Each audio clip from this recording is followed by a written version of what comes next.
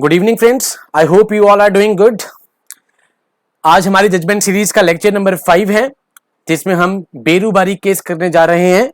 बहुत important case था, जिसने प्रीएम्बल से रिलेटेड एक जजमेंट दी है एंड एक article 368 amendment to the constitution कि क्या हम अपने संविधान को चेंज कर सकते हैं, एंड अगर कर सकते हैं तो किस सिचुएशन पे कर सकते हैं, किस कंडीशंस में कर सकते हैं। तो बिफोर स्टार्टिंग द लेक्चर मैं आपको पहला जिस्ट बता देता हूं, क्योंकि हमारे हर सेशन का जो पहला स्लाइड है उसी से आपको पूरे लेक्चर का पता लग जाना चाहिए। फर्स्ट, इसमें हम देख रहे हैं जवाहरलाल नेहरू जी, जो कि उस टाइम पे प्राइम मिनिस्टर थे, एंड सेकंड फ्लैम्बुएंट पर्सनालिटी जो कि पाकिस्तान के प्राइम मिनिस्टर थे, फिरोज खान नून। एंड इन दोनों के बीच में 1958 में एक एग्रीमेंट हुआ, जिसे एन स्क्वायर भी कहा जाता है, नेहरू नून एग्रीमेंट। डन। सो अब ये पहले ही आपको एक तो पहले इस स्लैंग से, लाइन से ही पता चल रहा होगा, अमरा रक्ता देबो प्राण देबो बेरुबारी देबो ना। अगर मैं इसको बंगाली भाषा में कहूं तो they were ready to give the blood, वो खून देने के लिए तैयार थे, बट बेरूबारी जो कि एक गांव था जलपाईगुड़ी डिस्ट्रिक्ट में, वेस्ट बंगाल में, वो उसको देने के लिए तैयार नहीं थे। क्यों तैयार नहीं थे? This is all about the case. कि इस केस में फिर फेमस जजमेंट आई, सुप्रीम कोर्ट को इंटरफेयर करना पड़ा। बहुत से पॉलिटी के सुप्रीम कोर्ट के जो इसमें कॉन्सेप्ट हैं वो आपके क्लियर हो जाएंगे, प्लस इसमें प्रेसिडेंट को बीच में इन्वॉल्व होना पड़ा, वो आपको इसमें क्लियर हो जाएगा। प्लस मैं आपको ये कह रहा हूं कि आर्टिकल 1 से लेकर article 4 of the Indian constitution, part 1 of the constitution, वो आपका बिल्कुल क्लियर एंड क्रिस्टल हो जाएगा। So this case was Berubari union versus unknown 1960 case. Okay, and 1960 ही एक ईयर था जो कि बहुत फेमस था इंडस वाटर ट्रीटी के लिए, जिसमें कहा गया था कि ऊपर की 3 रिवर्स जो हैं पाकिस्तान के पास होंगी एंड नीचे की 3 रिवर्स जो हैं वो इंडिया के पास होंगी, प्लस ऊपर वाली जो रिवर्स हैं, इन तीनों रिवर्स को इंडिया एग्रीकल्चर और इरिगेशन प्रोजेक्ट के लिए यूज कर सकती है। And at present run of projects के लिए इंडिया यूज भी कर रही है। वो एक सेपरेट है, उसको हम करेंगे, बट यहां 60s की बात आई, इसलिए मैंने उसको कंसेप्ट को कनेक्ट कर रहा हूं, इंडस वाटर ट्रीटी। डन। अब इस केस से पहले मैं आपको एक पूरी टाइमलाइन बता देता हूं, इसकी टाइमलाइन क्या है केस की। डन। सो दैट आपको समझने में इजी हो जाए। अब सबसे पहले आपको पता होगा 3 जून 1947 को एक प्लान आया गया जिसका नाम था माउंटबेटन प्लान। माउंटबेटन प्लान ने फाइनली पार्टीशन के लिए जजमेंट दे दी एंड अपनी रिकमेंडेशन दे दी कि वो अलग से पाकिस्तान बनाने के लिए तैयार हैं। ऑल्दो ये डिमांड 1940 से ही स्टार्ट हो गई थी जब डोमिनियन स्टेटस की बात हुई, बट ये फाइनली 1947 में जाकर हुई।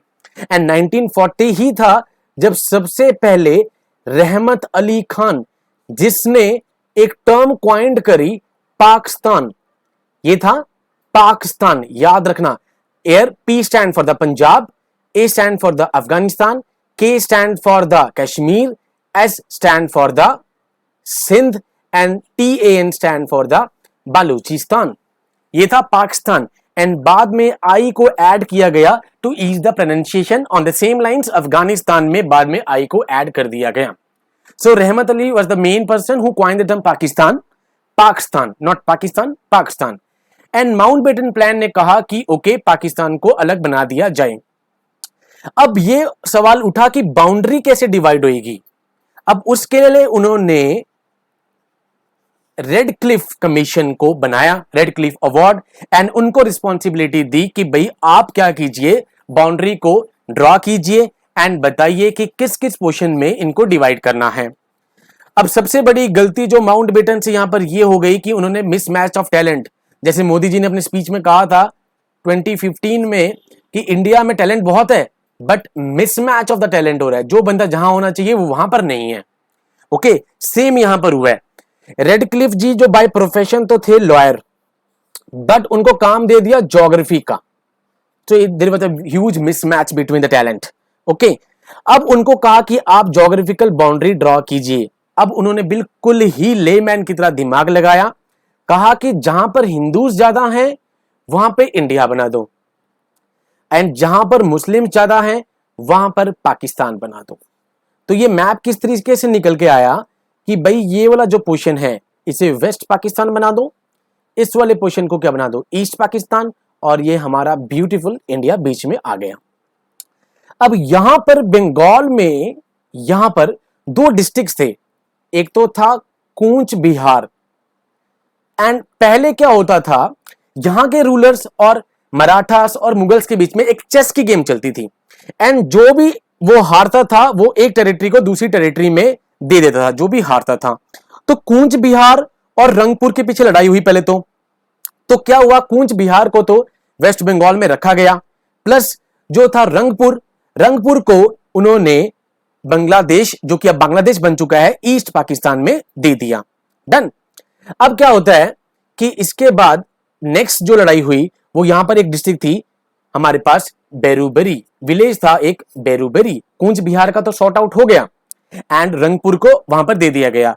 अब उठी बेरूबरी की बारी। अब जो बेरूबरी थी वो एक विलेज था, उसका भी यूनियन नंबर 12। ओके, अब क्या हुआ कि 1948 में जब रेड क्लिफ बाउंड्री ड्रा कर रहे थे, उन्होंने दिमाग क्या लगाया कि जितने भी थाने आते हैं उन थानों पे डॉट डॉट डॉट लगा के मैं एक लाइन खींचूंगा, एंड कुछ पोर्शन इधर रह जाएगा वो ईस्ट पाकिस्तान में रह गया, और कुछ पोर्शन इधर आ जाएगा वो हमारे पास इंडिया में रह जाएगा। बट क्या हुआ, ये लाइंस क्या हुई, बीच से गई और बाउंड्री ड्रॉ नहीं हो पाई ढंग से, एंड जो इसमें था हमारे पास बेरूबेरी, वो एक कॉन्फ्लिक्ट का पार्ट बन गया। 1948 में लेटर ऑन क्या हुआ, पाकिस्तान ने क्लेम करना स्टार्ट कर दिया कि भाई जो ये बेरूबेरी है वो पाकिस्तान में फॉल करता है। बट जो बेरूबेरी के लोग थे उन्होंने क्या करा, ऑन द सेम लाइन जैसे हमारे पास पेड़ बचाओ आंदोलन स्टार्ट हुआ था, जहां पर बहुगुणा जी ने अपने आप को पेड़ से बांध लिया था, ऑन द सेम लाइंस बेरूबेरी में लोगों ने अपनी अराउंड 12 to 15,000 लोगों ने अपनी फिंगर्स को ही काट दिया और कहा कि हम पाकिस्तान में नहीं जाएंगे।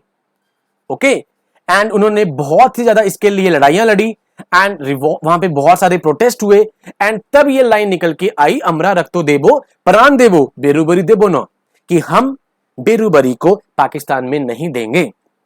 डन। यहां पर सबसे बड़ी गलती तो रेडक्लिफ जी ने ही करी है। अब 1948 के बाद टाइमलाइन में हम चले तो उस टाइम पर एक जस्टिस थे लॉर्ड बेगे, उनका एक ट्रिब्यूनल बनाया माउंटबेटन ने, कहा कि भाई क्लिफ से तो कुछ हुआ नहीं, आप इस मामले को सॉर्ट आउट करने के लिए कुछ कोशिश कीजिए।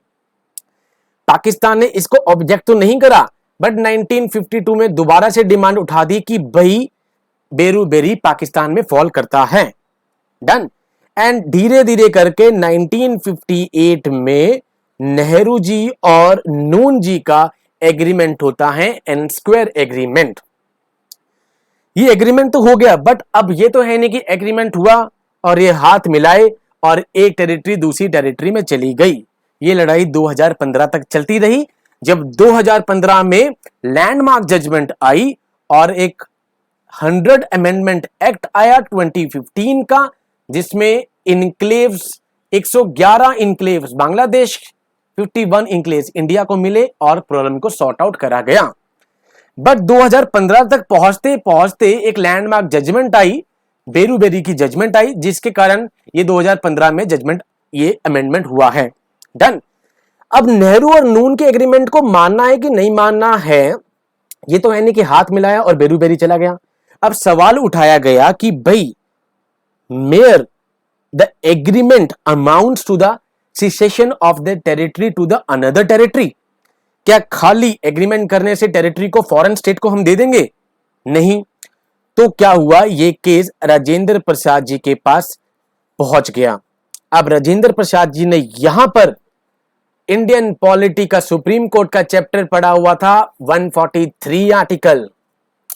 143 आर्टिकल में प्रेसिडेंट के पास पावर है कि वो सुप्रीम कोर्ट से एडवाइस मांग सकता है।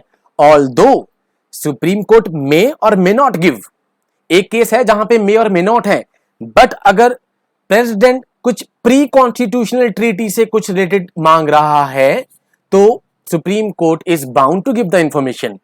Plus president is not bound, राष्ट्रपति उसे माने या ना माने। डन। 143 में ये केस गया, सुप्रीम कोर्ट की तरफ से आया कि भाई खाली आर्टिकल 3 को यूज कर आर्टिकल 3 क्या अभी हम कर रहे हैं, हम किसी भी टेरिटरी को सीड नहीं कर सकते हैं। हम किसी को एक्वायर तो कर सकते हैं, जैसे अभी पीओके वाला पार्ट मेरे ख्याल से जो मेरी खुद की वो है नॉलेज, वो 2 या 3 साल के बाद इंडिया में आपको दिखेगा। 10 हम आर्टिकल 3 करके एक्वायर तो कर सकते हैं बट सीड नहीं कर सकते। उसके लिए हमें आर्टिकल 368 जिसमें लिखा हुआ है कि संविधान को चेंज करा जा सकता है, अमेंडमेंट टू द कॉन्स्टिट्यूशन करना पड़ेगा, अदरवाइज आप कोई भी टेरिटरी फॉरेन स्टेट को सीड नहीं कर सकते हैं। ये था पूरे केस का जिस्ट। अब इसको पॉइंट वाइज पढ़ते हैं। पहला, article 1 of the constitution. Article 1 क्या कहता है? India as a Bharat. Bharat हमारे पास कहां से आया है? भारता डायनेस्टी, सुदास जो किंग थे, जिनकी एक फेमस हुई थी बैटल ऑफ 10 किंग्स, किनके खिलाफ? पुरुष के खिलाफ। भारता डायनेस्टी से वर्ड आया भारता, भारत। ठीक है। India that is Bharat shall be the union of states. हमारे हैं यूनियन ऑफ स्टेट्स, हमारे फेडरेशन ऑफ स्टेट्स नहीं है, बिकॉज जैसे यूएस में स्टार्टिंग में 13 स्टेट्स थे, उनका एक एग्रीमेंट हुआ, वो दोनों सब मिले एंड यूनाइट हुए। हमारे यहां पे सब अलग अलग थे। प्रिंसली स्टेट्स 552, उसमें से 549 एग्री कर गए थे। 3 थे जूनागढ़, हैदराबाद और कश्मीर, ये तीनों नहीं माने थे, इंडिपेंडेंट रहना चाहते थे।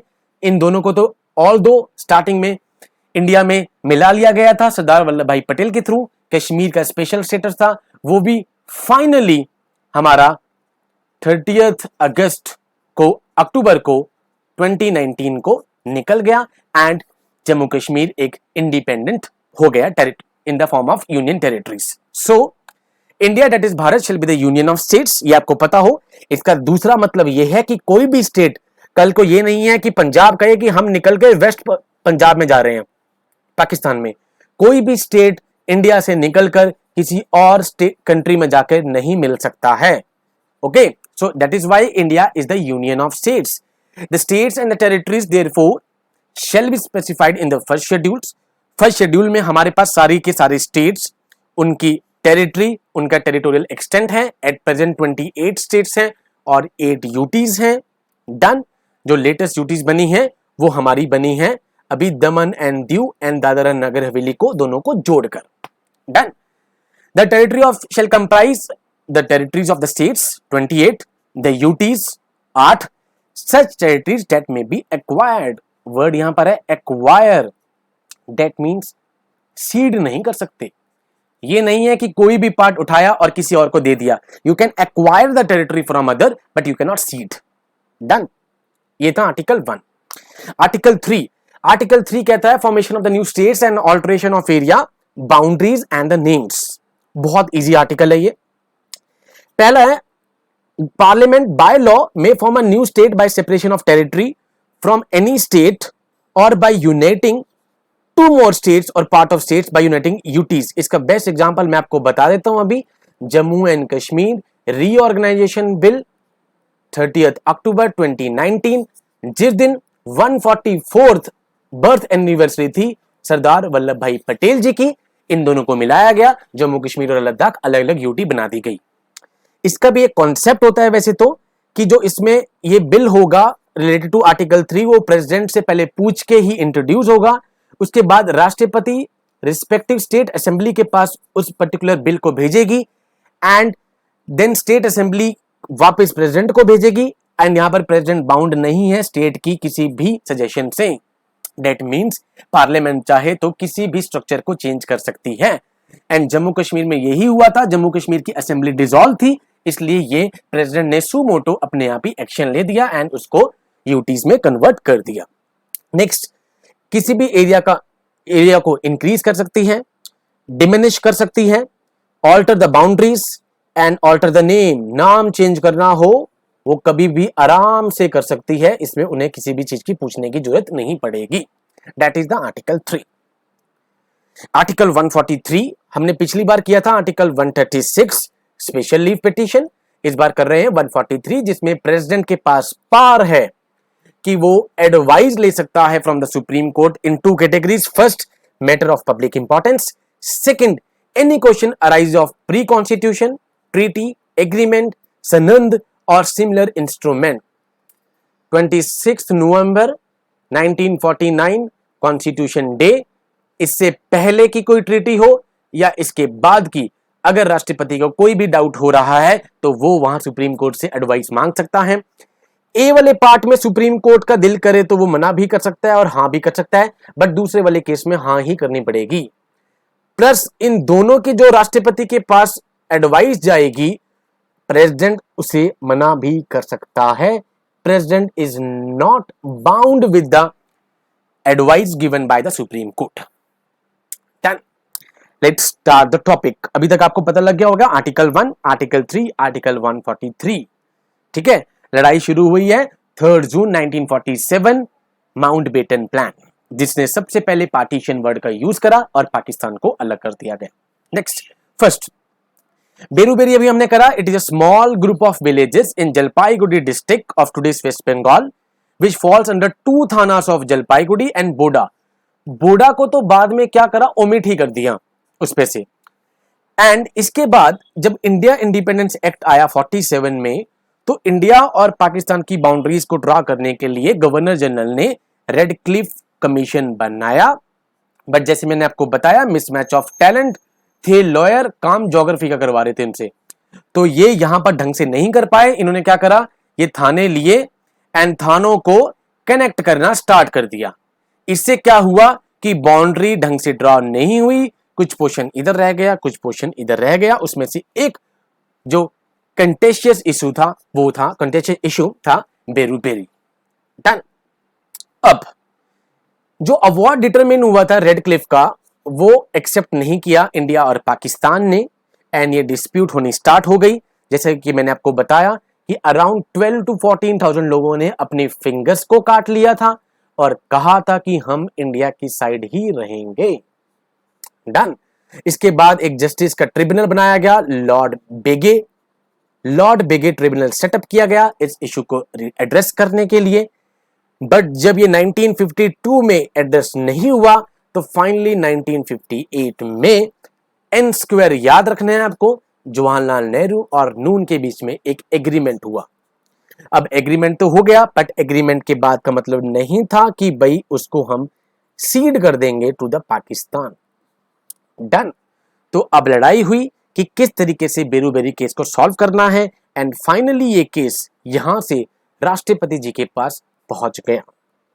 ओके, अब ये कहा गया, पहले तो नेहरू जी ने और नून जी ने कहा कि हम जो कॉन्सेप्ट यूज कर रहे हैं वो इनक्लेव्स फॉर इनक्लेव्स कर रहे हैं। इनक्लेव्स क्या होता है कि मान लो कि ये ए है, ये कंट्री बी है, ए कंट्री का एक पोर्शन टेरिटरी सी बी के अंदर है, तो this is the enclave of A.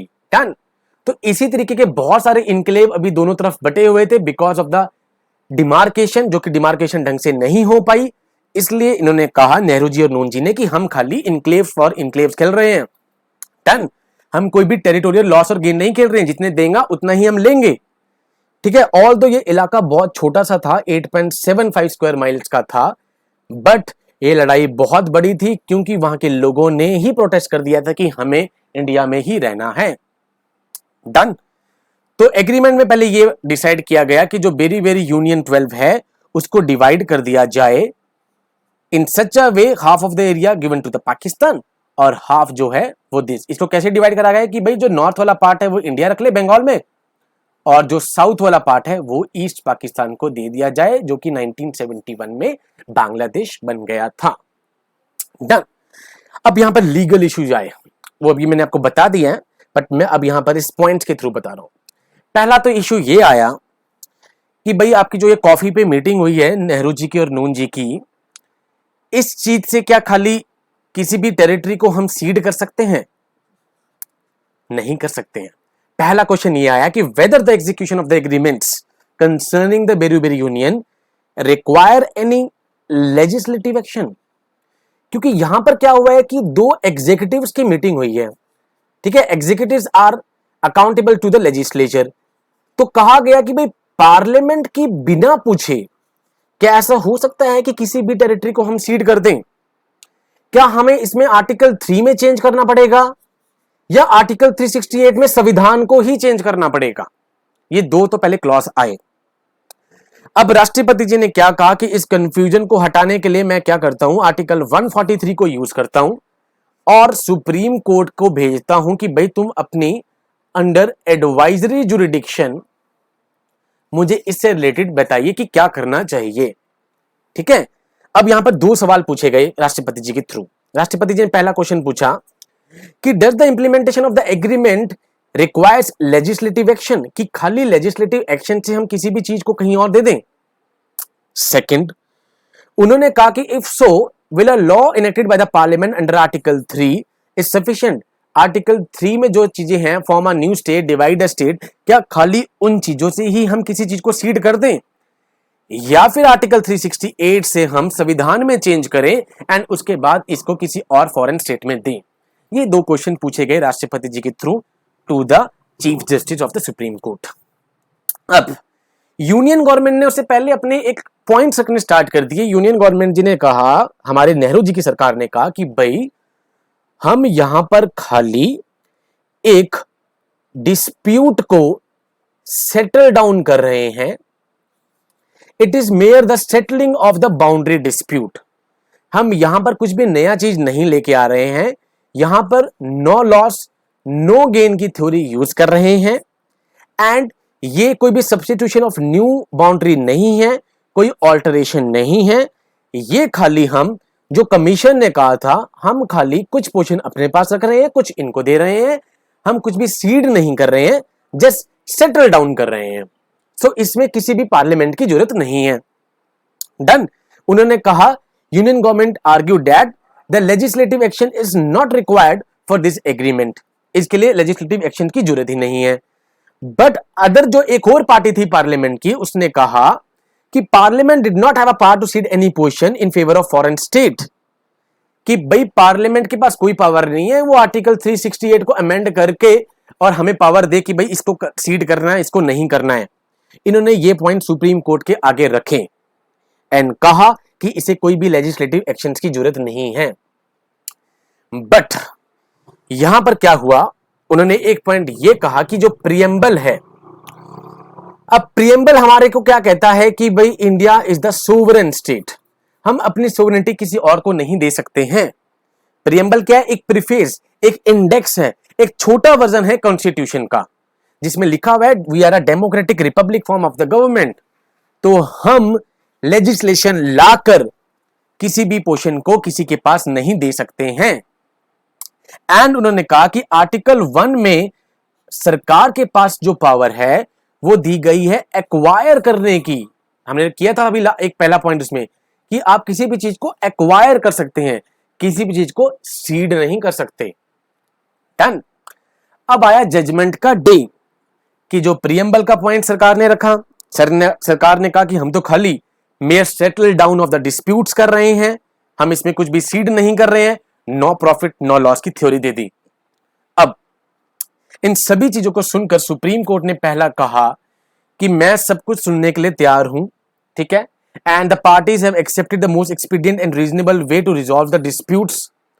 But सबसे पहले सुप्रीम कोर्ट ने कहा कि जिस प्रियम्बल की आप हमसे बात कर रहे हैं, जिस प्रियम्बल को बार बार आप हमारे सामने ला रहे हैं, वो प्रियम्बल कॉन्स्टिट्यूशन का पार्ट नहीं है। सो प्रियम्बल का इस कॉन्टेस्टियस इशू में कोई भी पॉइंट नहीं है।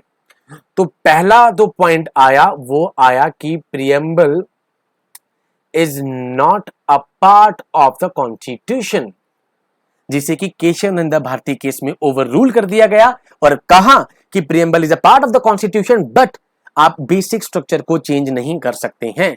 जैसे इसमें लिखा हुआ है कि इंडिया इज अ सेक्युलर, आप कल को कह दो कि India is a Hindu state, ये नहीं कह सकते हो, इज अ सेक्युलर स्टेट। तो बेसिक स्ट्रक्चर को आप नहीं बिगाड़ सकते हो, but preamble is a part, ये कहा गया केबीसी केस में, बट इस वाले केस में कहा it is not a part. Next का कहा गया कि आर्टिकल 1(3) में भारत सरकार को कोई पावर नहीं है सीड करने की, डन, वो खाली वहां पर एक्वायर कर सकता है, इंटीग्रेट कर सकता है अपने अंदर किसी भी और चीज को, बट वो किसी भी चीज को सीड नहीं कर सकता है, वो पावर नहीं है। एंड अगर वो पावर उसे चाहिए तो उसे आर्टिकल 1 चेंज करना पड़ेगा, अब या फिर आर्टिकल 3 को चेंज करना पड़ेगा, या फिर फर्स्ट शेड्यूल को चेंज करना पड़ेगा। अब ये चेंज कैसे होंगे? आर्टिकल 368 से, जिसमें लिखा हुआ है कि आप संविधान को चेंज कर सकते हैं but without changing the basic structure of the constitution, कि बेसिक स्ट्रक्चर को चेंज करे बिना आप संविधान को चेंज कर सकते हैं। तो सुप्रीम कोर्ट ने कहा कि आप आर्टिकल 1(3) को चेंज कर दीजिए आर्टिकल 368 के थ्रू, उसके बाद आप किसी भी पोर्शन को सीड कीजिए, कुछ मर्जी कीजिए। That was the judgment of the supreme court. So ये कहा गया, सुप्रीम कोर्ट ने कहा कि its implementation would involve the changes being made to article 1 and relevant part of the first schedule of the constitution because execution will lead to the diminution of the territory of the state. So वो खाली 368 के through ही हो सकता है। अब इसके through एक landmark judgement पहले बेरूबेरी में ये आ गई कि जो प्रीएम्बल है वो कॉन्स्टिट्यूशन का पार्ट नहीं है। सेकंड, आप किसी भी पार्ट को सीड कर सकते हैं बट आर्टिकल 368 के थ्रू आपको कॉन्स्टिट्यूशन में अमेंडमेंट करना पड़ेगा। सो फाइनली क्या हुआ, 2015 में एक लैंड बाउंड्री एग्रीमेंट आया जिसके थ्रू क्या कहा गया, जो भी इनक्लेव्स इधर थे, ये पहले क्या थे, विदाउट सिटीजनशिप थे। लैंड बाउंड्री एग्रीमेंट के बाद सरकार ने दोनों तरफ की इनक्लेव्स को एक्सचेंज कर दिया, तो अब इनको यहाँ के सिटीजनशिप मिल गई, इनको यहाँ की सिटीजनशिप मिल गई। एंड सिटीजनशिप मिलेगी तो क्वाइट ऑब्वियस है इनका यहाँ का आधार कार्ड बनेगा, आधार कार्ड बनेगा तो ये गवर्नमेंट की स्कीम्स के अंदर आएंगे, गवर्नमेंट की स्कीम्स के ऊपर आए तो ये इकोनॉमी में कंट्रीब्यूट करना स्टार्ट करेंगे एंड एट लास्ट गवर्नमेंट को पॉलिटिकल स्ट्रक्चर में भी हेल्प करेंगे।